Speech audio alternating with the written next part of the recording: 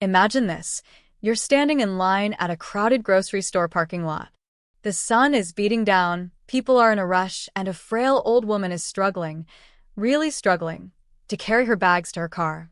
You notice a teenage boy right in front of her. Young, strong, earbuds in, and not a care in the world. She looks up, clearly hoping for help, and what does he do? He turns away. Just shrugs her off like she's invisible.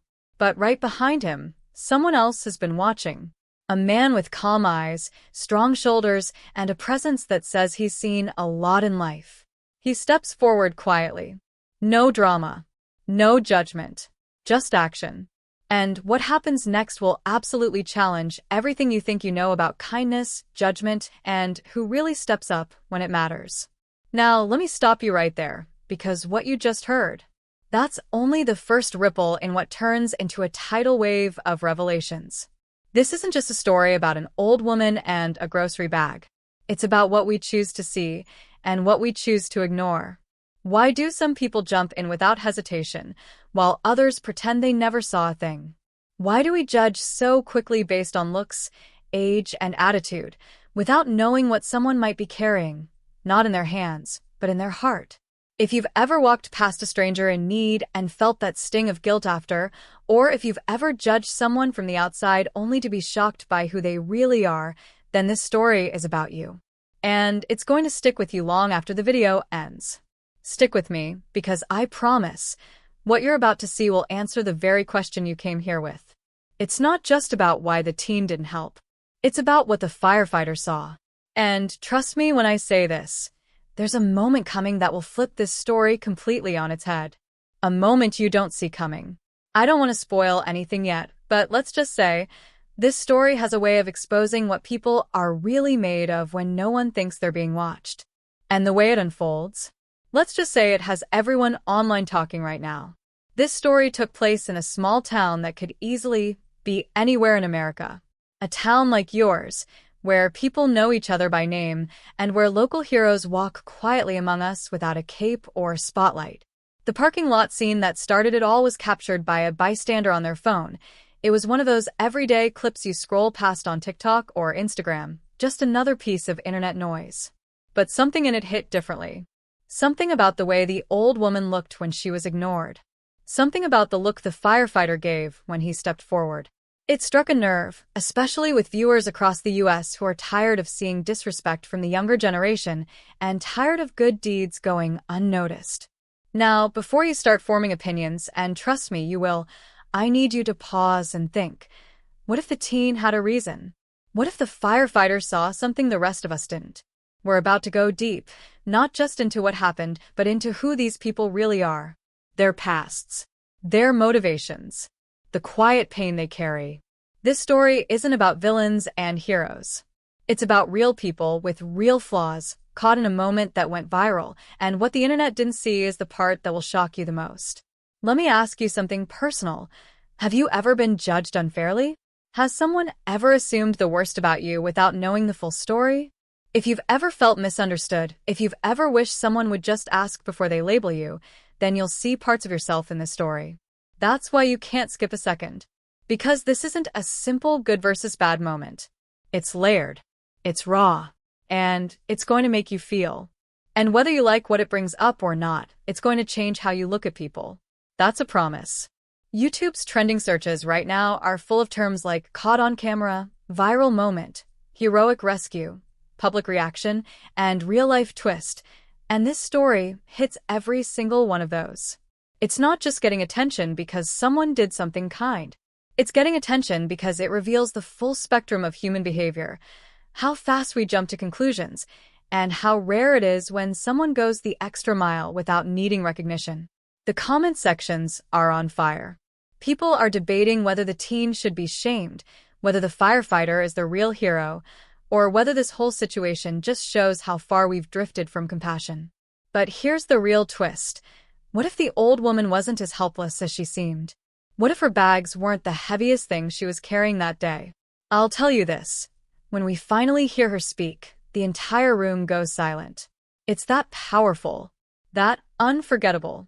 And if you think you've figured out the ending, think again. Because there's something about her connection to one of these men that no one saw coming. It changes everything. And you won't get that unless you watch all the way through. So don't scroll away. Don't click off. Because we're just getting started. You're not here by accident. This video found you for a reason. You're about to witness a moment that makes you question what you would do if it were you in that parking lot. Would you have helped? Would you have noticed? And if someone helped you without saying a word, would you even realize the weight they just lifted? I want you to lean in, because what happens next isn't just a continuation of the story. It's a revelation. The kind that makes headlines, yes. But more importantly, the kind that stays with you. The kind that makes you think twice the next time you see someone struggling. Because that next moment, that next reveal, is where everything turns. And you won't want to miss it. Let's rewind just a bit to before that fateful moment in the parking lot. Because every action, no matter how small or seemingly insignificant, comes from somewhere. People don't just choose to help, or not help, out of nowhere. There's always something deeper, something hidden beneath the surface. And that's exactly where our story starts to twist. You've seen the moment that sparked all the outrage online. The teen who ignored the struggling woman and the firefighter who stepped in behind him. But what if I told you that neither of them was exactly who you think they are? What if their roles in this story were shaped not just by who they were in that moment, but by everything that had led up to it? The teen's name is Caleb. 17 years old, high school senior, varsity basketball player, and, according to some folks in town, kind of a loner. He's not rude, not mean, just distant. His teachers describe him as smart but disconnected, always looking like he's somewhere else mentally. At home, things have been rough. His dad left a few years back, and his mom's been working 2 jobs to keep things afloat. Caleb's the oldest of 3, and most days, he's responsible for getting his little siblings to and from school, cooking dinner, and doing whatever needs to be done when his mom can't be there. People don't see that when he's walking down the street with his hoodie up and his AirPods in. They see attitude. They see a kid tuned out of the world. But they don't see the pressure.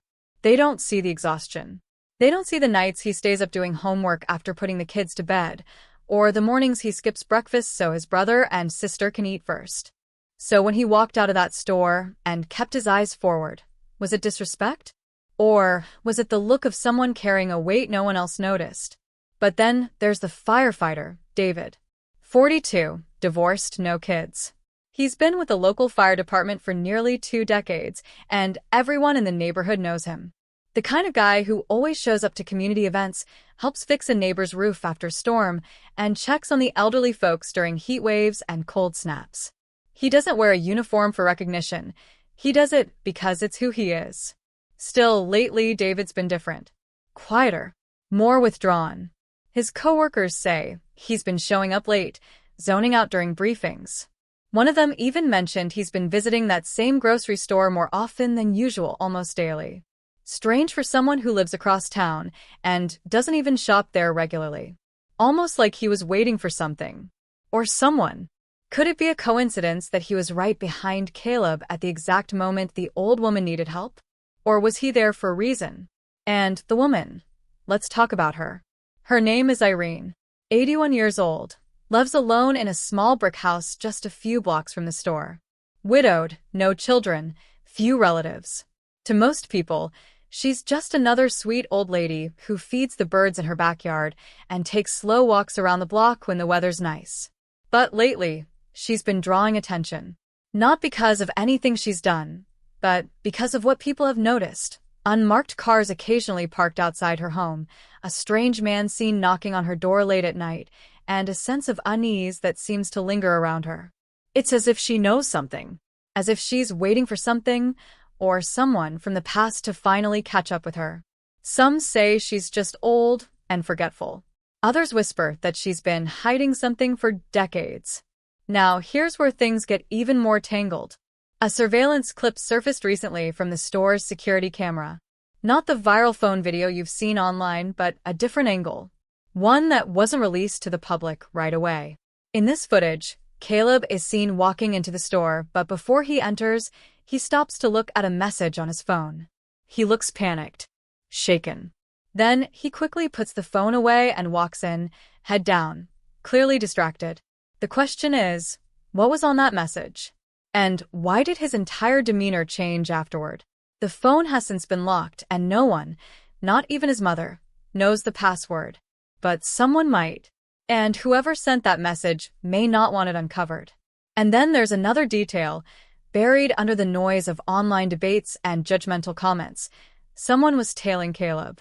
A man in his 40s, wearing a dark baseball cap and sunglasses, seen loitering outside the store just moments before Caleb came out. He wasn't in the original viral video. He's barely noticeable in the background.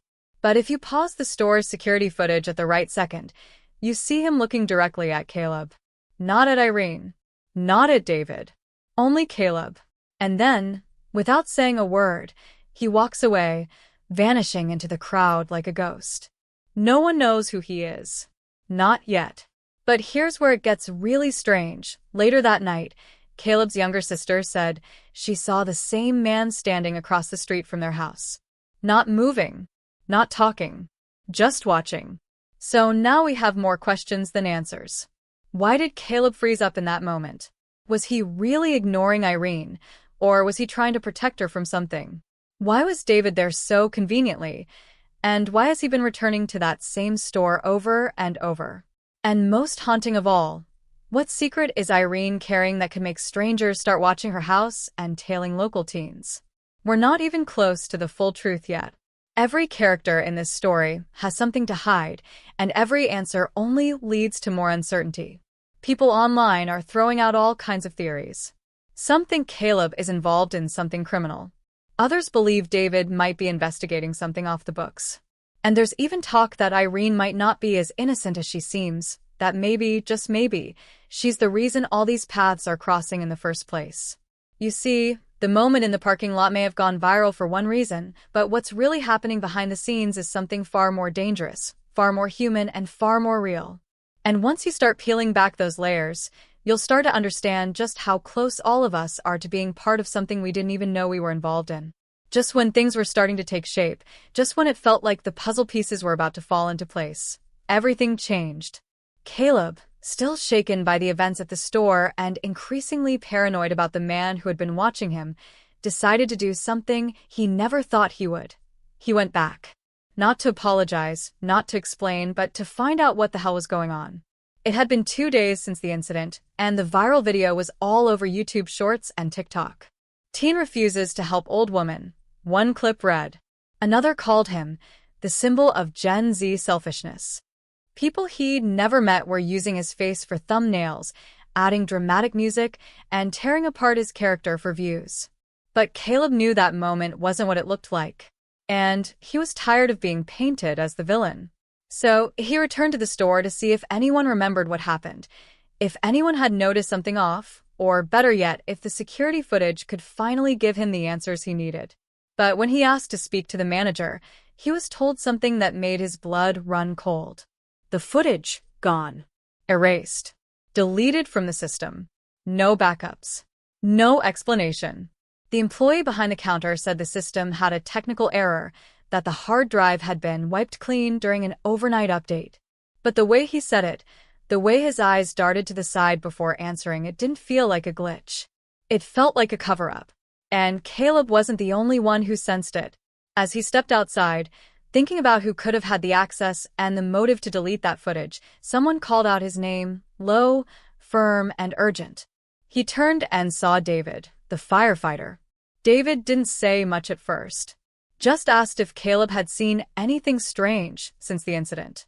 Caleb nodded, told him about the man with the baseball cap, about the phone message, about the feeling that something bigger was happening behind the scenes. David listened closely, his jaw tight, his hands in his jacket pockets, like he was trying to keep himself from saying too much. Then he looked Caleb dead in the eye and said something that sent a chill down his spine. Whatever you think this is, it's deeper. And it's not just about you. David didn't explain what he meant. He said it wasn't safe to talk there and handed Caleb a folded slip of paper with an address on it, an abandoned train depot on the edge of town. Meet me here at 10 p.m., he said. And don't bring your phone. That was it. No details. No reassurance. Just a warning. And the way he walked off, fast, without turning back, made it clear he didn't want to be followed. Caleb debated going. Every instinct told him to stay away. But his curiosity and his need for answers was stronger.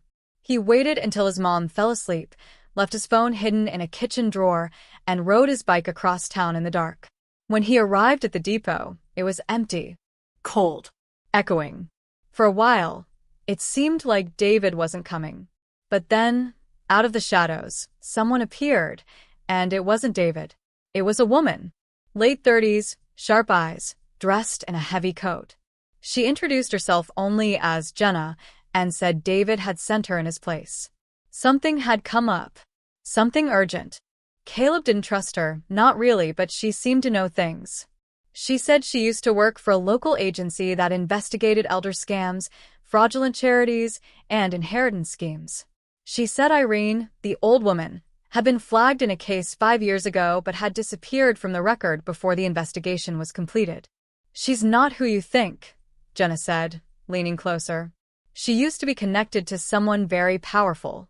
Someone who would do anything to keep her quiet. But before Caleb could ask more, Jenna's expression shifted.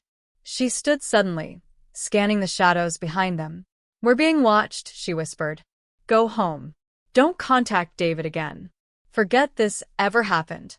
Then she was gone, slipping away into the dark like smoke. Caleb stood frozen, heart pounding, realizing just how deep he was in something he didn't understand. And when he got home that night, there was something waiting for him on his windowsill. A folded note. No name, no handwriting. Just 5 chilling words. "Stop digging. Before it's too late." He showed it to no one. Not even his mom.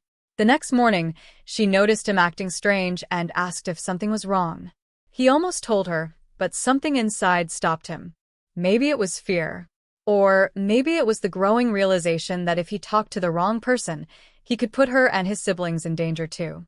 But what Caleb didn't know was that while he was trying to protect his family, someone else was already getting closer.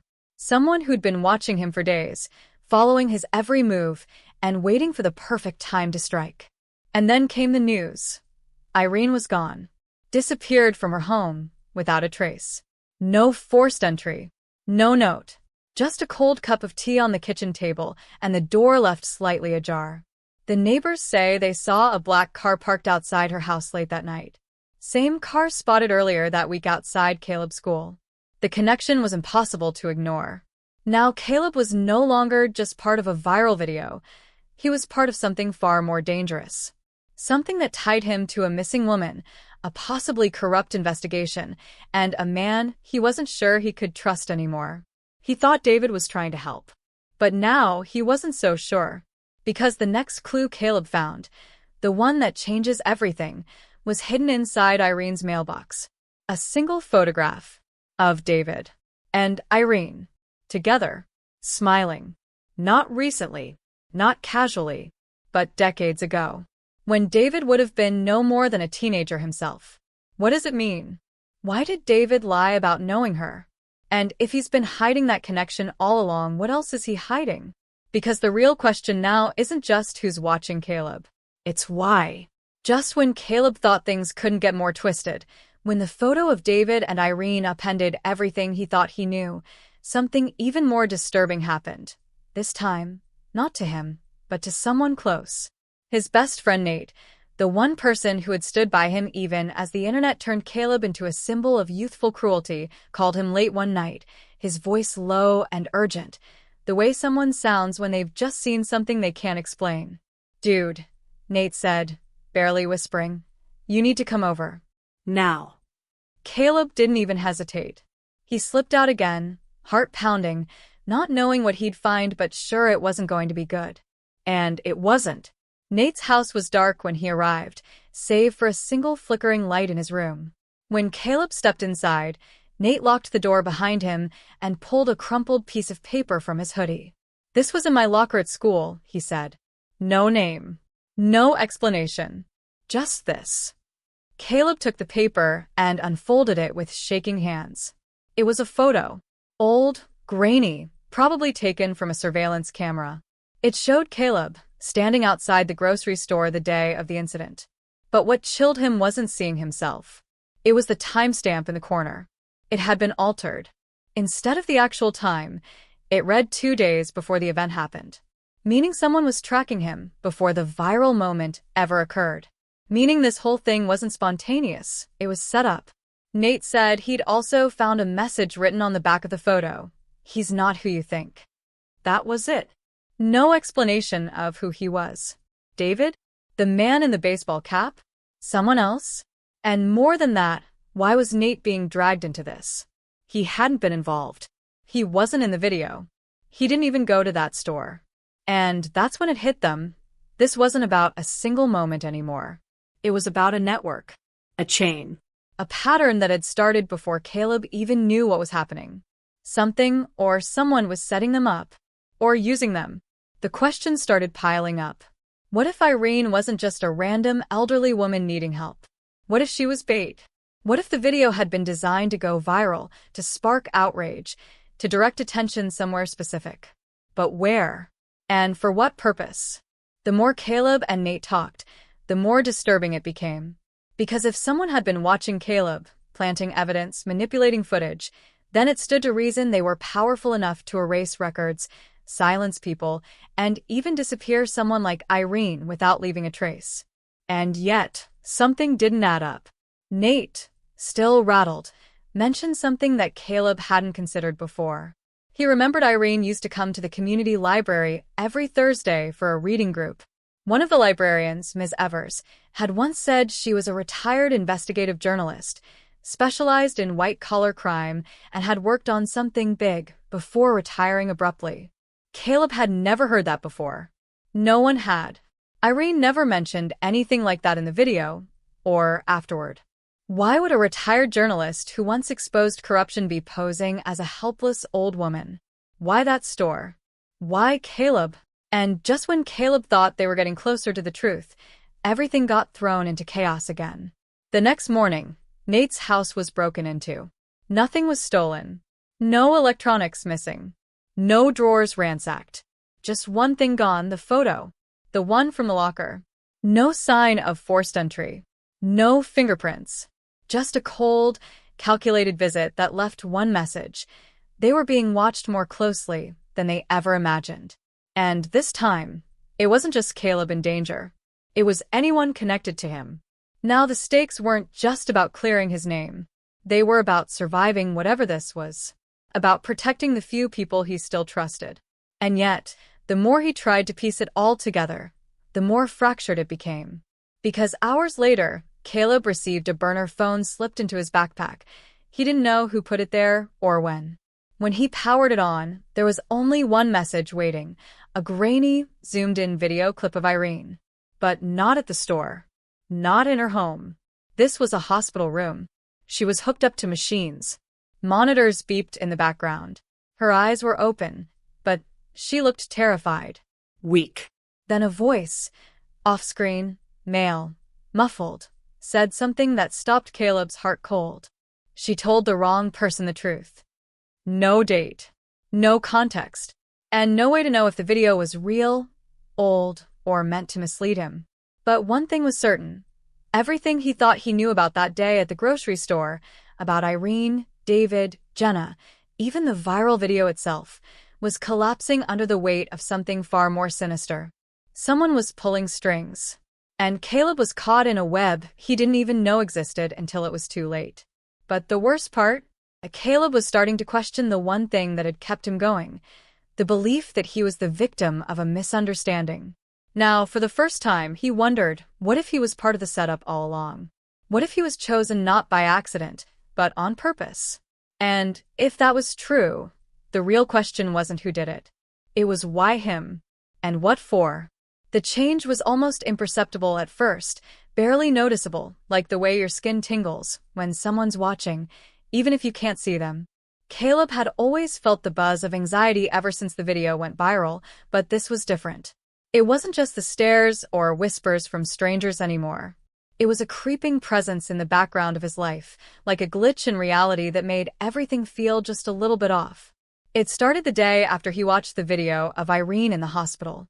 He hadn't shown anyone, not even Nate. He wasn't sure if he could trust anyone anymore, not with the photos stolen, not with someone slipping burner phones into his bag. But by the time he stepped outside the next morning, he knew he wasn't alone. There was a black SUV parked across the street from his house. Tinted windows. Engine running. He told himself it was probably just a neighbor's friend, a rideshare, a coincidence. But then it was there again the next day. And the next. Same SUV. Same license plate. Always idling. Never moving unless he tried to approach it. Then it would quietly roll down the block, never in a hurry, never fast enough to look suspicious, but just fast enough to disappear. And it wasn't just that. His phone started acting strange, battery draining for no reason, apps opening and closing, microphone randomly turning on. Caleb didn't know much about hacking, but even he knew something wasn't right. He downloaded a secure messaging app to contact Nate. They agreed to meet at the edge of town, where there were no cameras and no eyes. But Nate never showed up. Hours passed. No text. No call. No update. Caleb's gut twisted as he drove by Nate's house. No lights. No movement. The front door was slightly ajar, swaying in the breeze. Caleb called out, his voice cracking. No answer. The inside of the house was untouched, like no one had lived there for days. His shoes were still by the door. His phone still charging on the nightstand. But Nate was gone. And that's when it hit Caleb hard. This wasn't a game. This wasn't internet drama or a case of mistaken identity. Someone had taken Nate, silenced him, and they'd done it without leaving a single trace. That night, Caleb didn't sleep. He couldn't. His thoughts spiraled into a storm of paranoia and dread. Every sound made him flinch. Every passing car felt like a threat. He couldn't trust the police. Not after what happened to Irene. Not after the break-in. Not when the threats were so calculated. This wasn't about justice anymore. This was a cover-up. A dangerous one. And he was right in the middle of it. At one point, he looked out his bedroom window and saw a red dancing across the wall of his neighbor's house. It vanished the second he blinked. Maybe it was a trick of the light. Maybe it wasn't. But that night, Caleb shoved a chair under his doorknob, unplugged his phone, and sat in the dark with a baseball bat in his lap, too terrified to close his eyes. He started thinking back, trying to piece together what he'd missed. Something he hadn't noticed. Something small but important. Irene, the supposed victim. David, the helpful bystander who seemed too perfect. Jenna, who filmed the viral moment and then ghosted him completely. And now Nate, gone without a trace. What if all of them were connected in a way that didn't make sense yet? What if this was bigger than a viral video? What if it was about silencing something Irene had uncovered years ago, and the grocery store moment was just a trigger? Just a way to discredit her if she ever came forward again? Then came the envelope. No postage. No name. Just left on Caleb's windowsill the next morning like some sick calling card. Inside, there was a single Polaroid photo, blurry but unmistakable. It showed Nate. Bound. Gagged. Eyes wide with fear. Behind him was a wall covered in newspaper clippings. Caleb squinted. He recognized one of the headlines. Retired reporter's unfinished story sparks speculation. A story about Irene. It was dated 2012. And below the photo, written in red ink like a final warning, stop digging or you're next. The weight of it all crashed down on Caleb like a tidal wave. Fear, guilt, anger, and confusion knotted together in his chest. He wanted to scream, to cry, to lash out. But instead, he sat frozen, realizing just how deep the rabbit hole went. Whoever these people were, they weren't just powerful. They were patient. They were watching. And they didn't make mistakes. They picked him for a reason. And now they wanted him silent like Irene. Like Nate. But Caleb wasn't ready to disappear. Not yet. Even if it meant going down, he needed to find the truth. Needed to know why his life had been hijacked by something so shadowy, so precise, so cruel. Because somewhere in this tangled mess of betrayals and surveillance and fear, someone knew what really happened. Someone knew why a teenage moment became a national scandal. and Caleb was going to find them, even if it was the last thing he ever did. It all came crashing down the moment Caleb received the call from a number he didn't recognize at a time when he had stopped answering unknowns altogether. But something about this one made him hesitate. Maybe it was the fact that the call came exactly 1 minute after midnight. Or maybe it was because deep down something in his gut knew this wasn't another threat, it was a breadcrumb. When he finally answered, there was no voice on the other end. Just static. And then, quietly, a distorted audio clip began to play. At first, it was unintelligible. Then he heard his own name, followed by something that turned his entire body cold. You were never supposed to be the target. The call ended. That was it. 7 words that unraveled everything he thought he knew. Caleb didn't sleep that night. He replayed those words over and over. What did it mean? If he wasn't the target, who was? Irene? Nate? Someone else entirely? And who was the real target? And why had he been caught in the crossfire? The question clung to him like a shadow as he pored over every clue he'd gathered, desperate to find the missing piece. Then something odd caught his attention.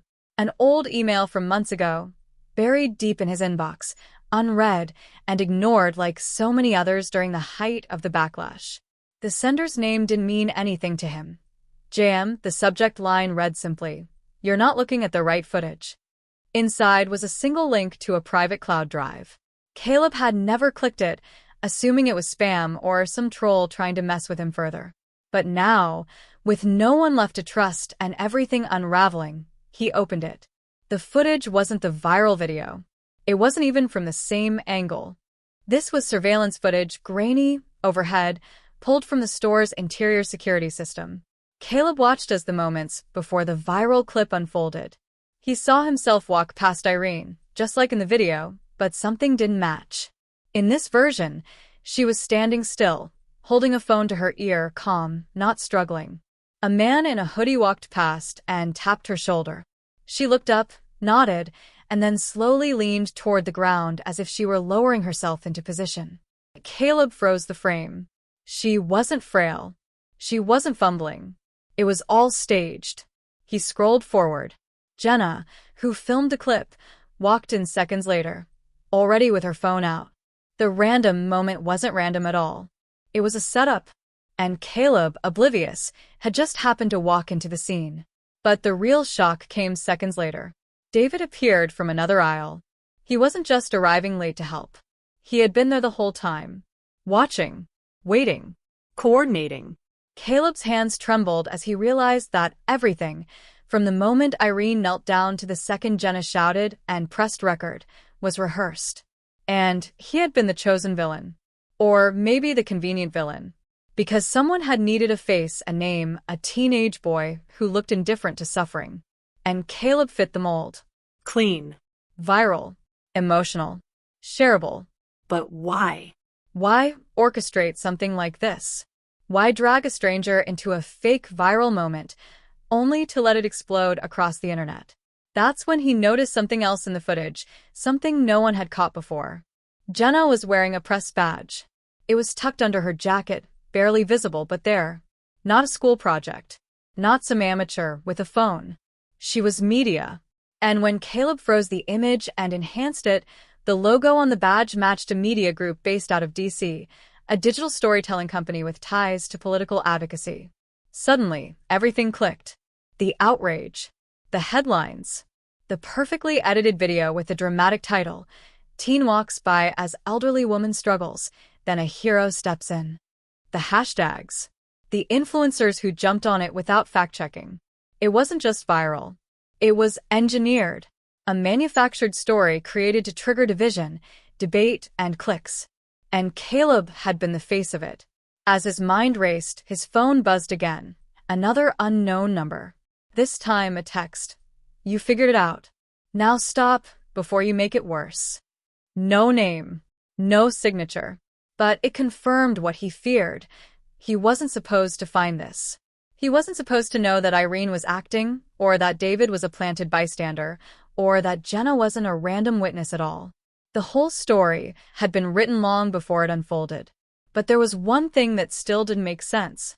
If Caleb wasn't the target, and this entire situation was scripted for public consumption, who was it really meant to destroy? Then came the final twist. As he searched for JM in his email history, he found an address tied to a long-deleted message sent from an encrypted server months before the video went viral. The domain was government-affiliated, not press, Not public. and the name associated with the server? Nate's uncle, a man Caleb barely knew, who used to work in a classified intelligence role before he disappeared from public life. Suddenly, Nate's involvement wasn't just collateral damage. It was the key. Caleb had never been the story. He was just the bait. And whatever secrets Irene and Nate's family were tied up in, someone had used Caleb's image to distract the world from the real leak. The video wasn't about kindness or cruelty. It was about control. Narrative control. Emotional manipulation.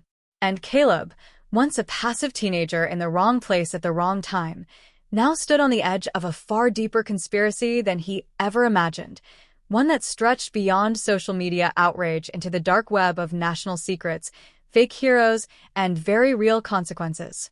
And as he sat alone in the dark with the footage playing on loop, a final message appeared on his laptop screen, typed in real time, as if someone was watching him right now.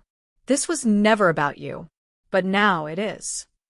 Caleb stared at the words on his screen, his heart pounding so hard it drowned out every other sound. This was never about you, But now it is.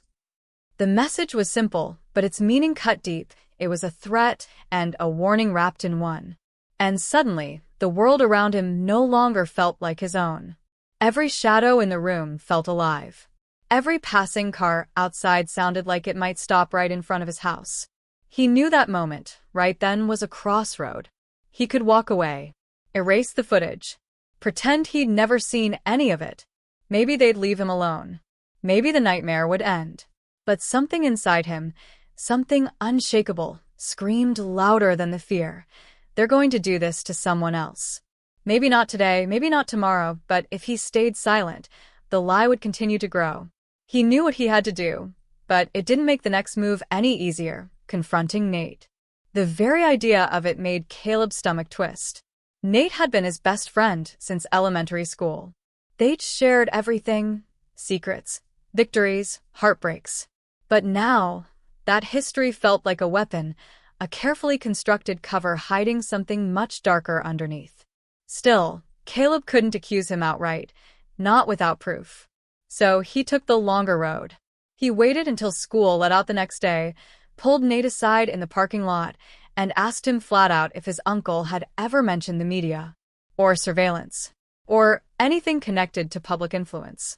Nate's face drained of color the moment Caleb mentioned the footage. Not the viral one, the surveillance video. That one word, surveillance, changed everything. Nate didn't deny it. He didn't ask questions. He just stared at Caleb like someone who had been waiting for this moment.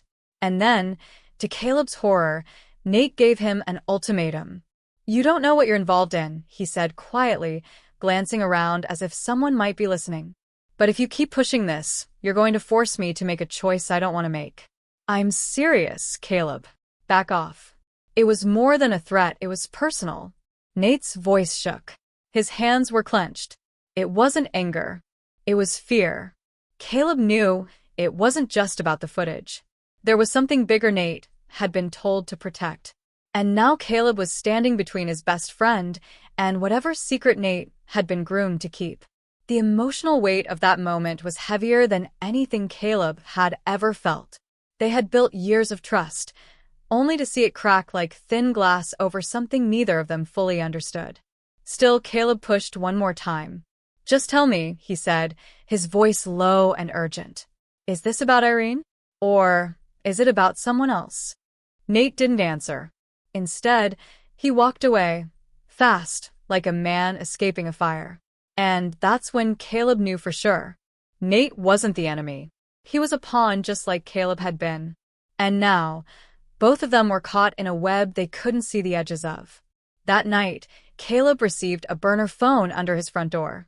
No name, no return address. Just a single contact preloaded. He powered it on. It rang immediately. A voice he didn't recognize spoke, calm and commanding. "You're getting too close, Caleb. We don't want to hurt you. But if you don't stop, we'll release something worse than that video. Something you can't come back from." He almost dropped the phone. The voice didn't need to explain what they meant. A deeper setup.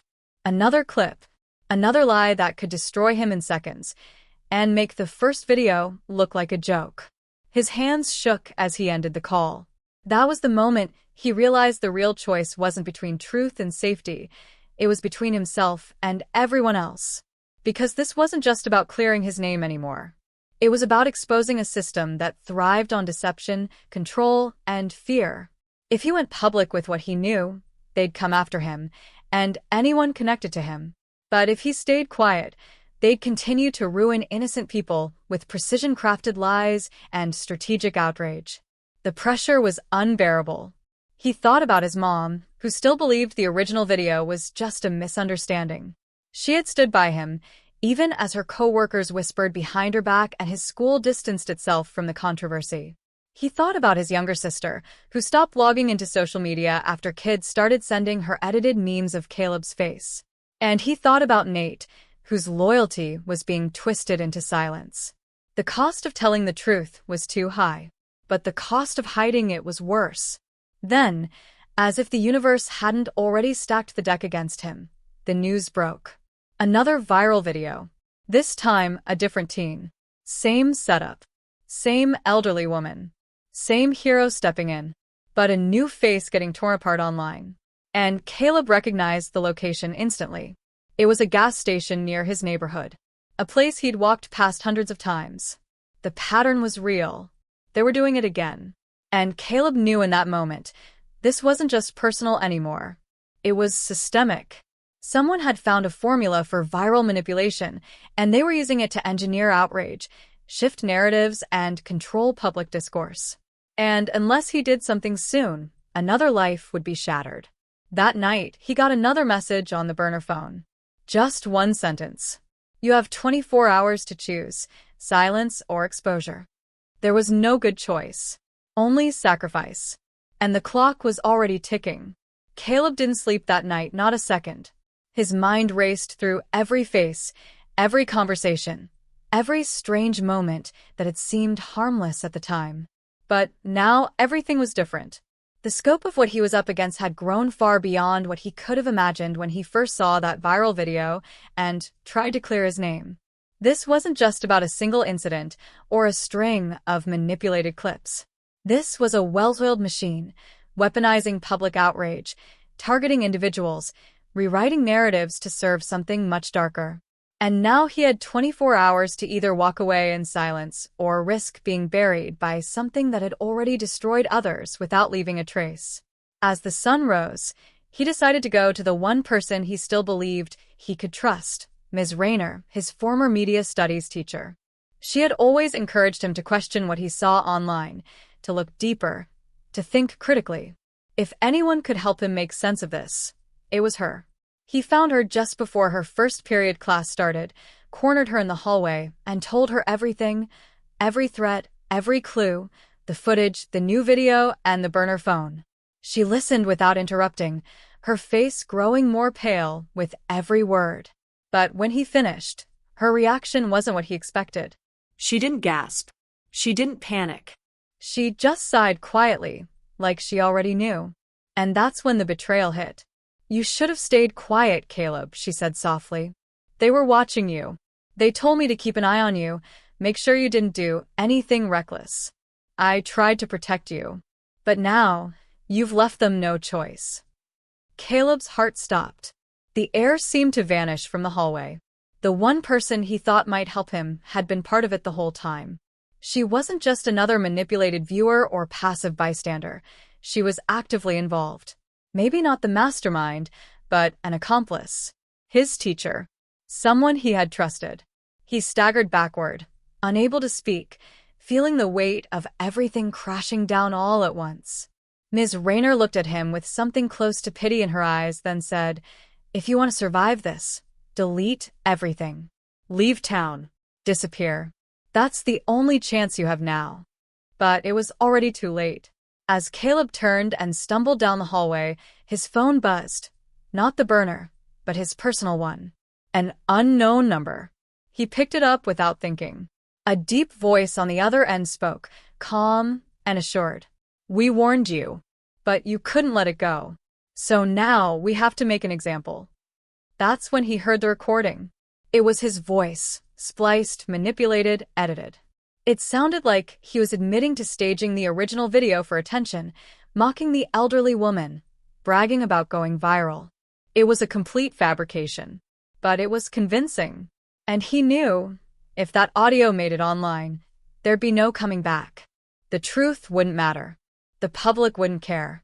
He'd be crucified in the comment sections, mocked in reaction videos, turned into a meme by people who'd never even learn his real name. It was happening again. Only this time, it was aimed directly at him, with precision and purpose. He ran out of school, his lungs burning, heart slamming against his ribs.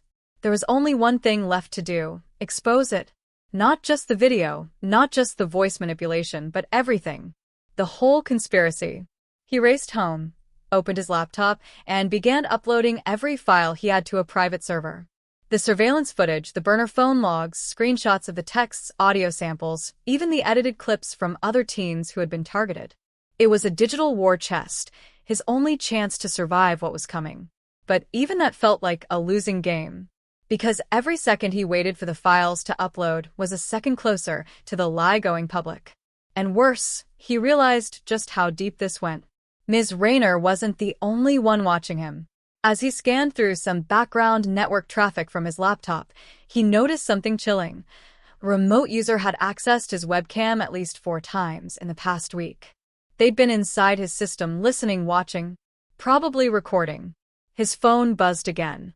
This time it was a message. One sentence. "You still think you were the first?" Attached was a link. Against every instinct, he clicked it, and what opened was a database. Names, photos, timestamps.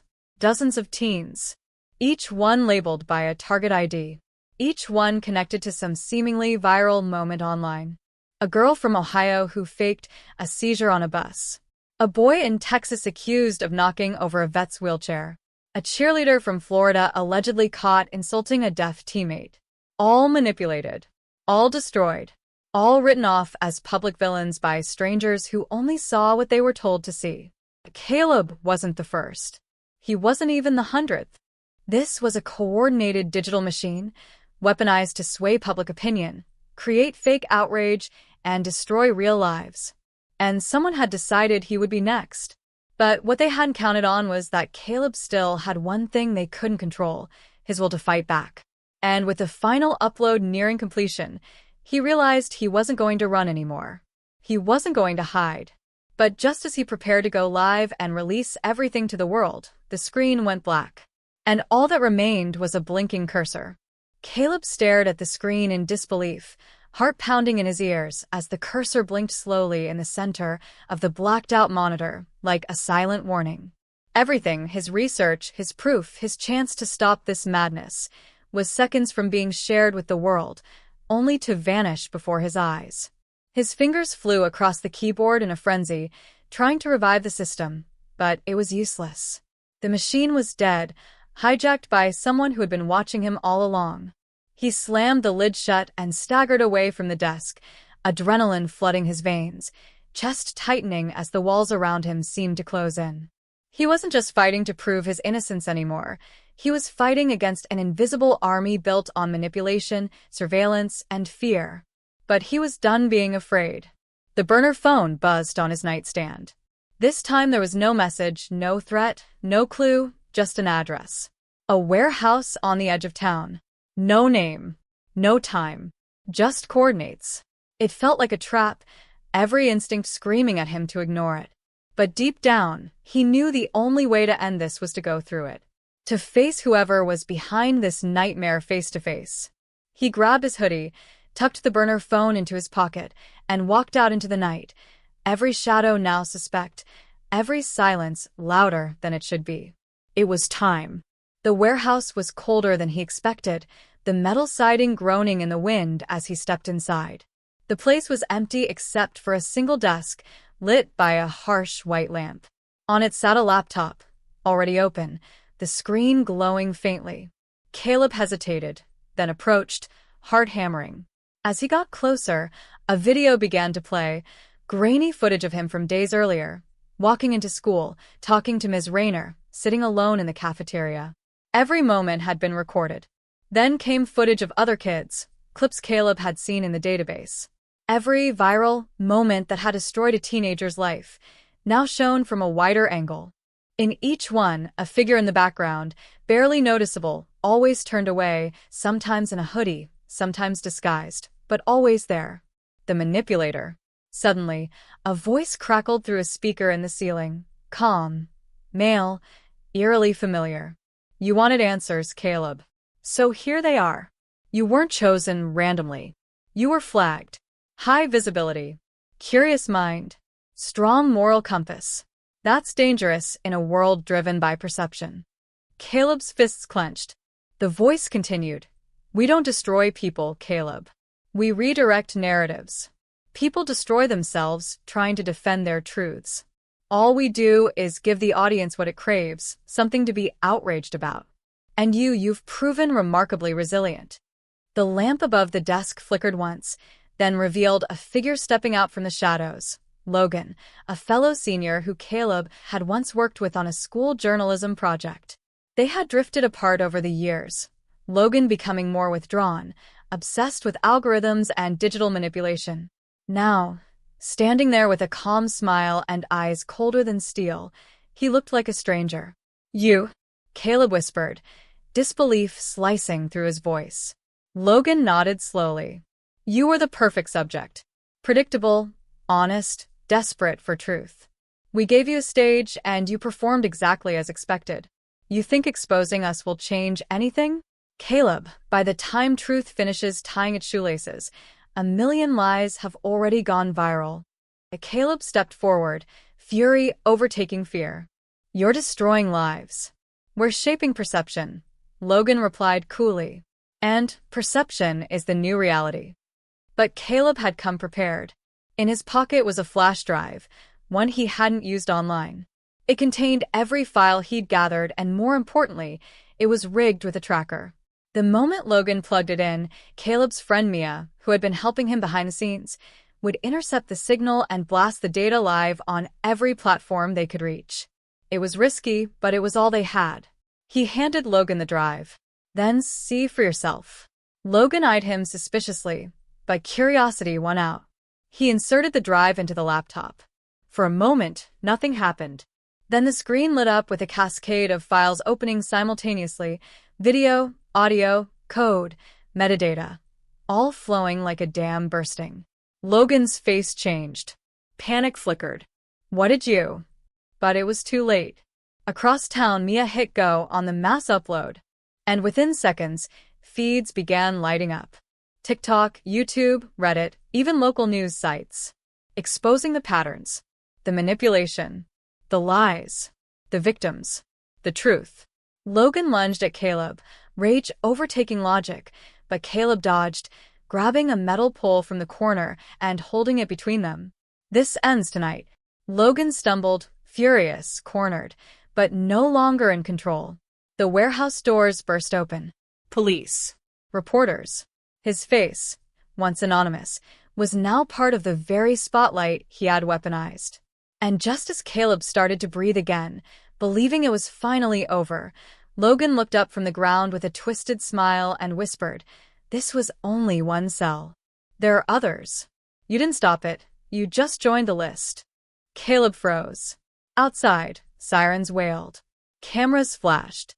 His name trended online, but for the truth this time. Yet, as he walked out of the warehouse into the flood of lights and questions, he couldn't shake the final twist. He was now part of the story. And in a world where narratives were currency, he had just become someone else's headline.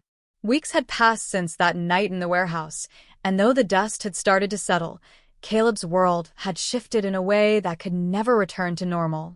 The viral firestorm that followed his exposure of the digital manipulation network sent shockwaves across platforms like YouTube, TikTok, Reddit, and Twitter, stirring outrage, sympathy, and debate. For a moment, Caleb had become a symbol, hailed as a truth seeker, a whistleblower, even a hero. But the thing about the internet is that it moves fast, and its attention is fleeting. New scandals surfaced, new faces trended, and soon, his story became just another headline lost in the noise. Yet for Caleb, the echoes of what happened didn't fade. They grew deeper, more personal. He carried the weight of everything he'd uncovered, of the friends he'd lost, and the trust that could never be fully regained. Ms. Rayner had resigned quietly, citing health reasons, though Caleb later learned it was pressure from school board politics and public scrutiny. Logan, now awaiting trial, had been linked to a broader ring of digital operatives embedded in high schools, colleges, and influencer circles, people who'd learned how to weaponize online content with surgical precision. But their identities were still cloaked in layers of digital misdirection, and the FBI task force assigned to the case faced the impossible task of separating real accounts from manipulated narratives. The truth, as it turned out, wasn't just about what had been done, but about how easily everyone had bought into it without question. Mia stuck by Caleb through it all, despite being doxxed and targeted by internet trolls who labeled her a co-conspirator or a fraud. The two of them would sit together late into the night, scrolling through comment sections and reaction videos, trying to process how quickly their story had been twisted into a dozen different versions. It made Caleb realize that even when you fought to set the record straight, people still saw what they wanted. Even truth could be filtered, edited, and monetized. He learned to stop reading the comments. Graduation came and went without much celebration. Caleb skipped prom, skipped the yearbook signing, skipped the part where he was supposed to stand on stage and smile like everything was fine. Instead, he spent his days quietly helping Mia build an independent channel, one rooted in transparency, research, and media literacy. It didn't get millions of views, but it reached the people who were ready to listen. They focused on teaching students how to identify manipulated media, how to understand bias, how to think critically instead of just reacting. And slowly, they built a community, not of fans, but of people who wanted to see past the headlines and uncover something real. But late one evening, long after the news cycle had moved on, Caleb received a package on his doorstep. No return address. Inside was a simple envelope with a single printed photograph. It was from 2 months before, taken in the cafeteria. Caleb was in the foreground, focused on his laptop. But in the background, standing by the vending machine, was someone unfamiliar, an older man in a dark suit with a subtle earpiece. His face was partially obscured, but his eyes were locked directly on Caleb. On the back of the photo, in neat block letters, was a message: "You're asking the wrong questions." Caleb's stomach dropped. He looked around instinctively, heart racing. It was happening again. Another layer he hadn't seen, another string leading to a new set of hands. He wanted to believe it was over, that what he exposed was the root of it all. But deep down, he understood now how deception didn't have a beginning or an end. It was a cycle, a system.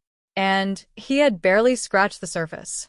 The conspiracy wasn't just about ruining lives, it was about control, about narratives engineered to shape opinions and shift power in ways most people would never notice.